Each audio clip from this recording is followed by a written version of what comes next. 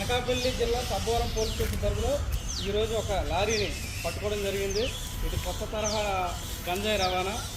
అది ఏ రకంగా అంటే లారీ ఎంటీగా కనపడుతుంది. ఎంటీ లారీ ఏజెన్సీ నుంచి వస్తూ మాకు పట్టుకోవడం జరిగింది.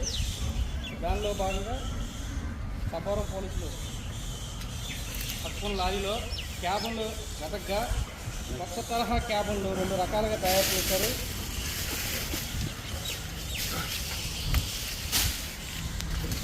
ఈ క్యాబన్ ఏ రకంగా ఉందంటే చూడండి, ఇది ఎప్పుడు రెగ్యులర్గా ఉండే ఒక క్యాబను, ఇది సీక్రెట్ డ్రైవర్ బ్యాక్ సీట్ ఉండే క్యాబను.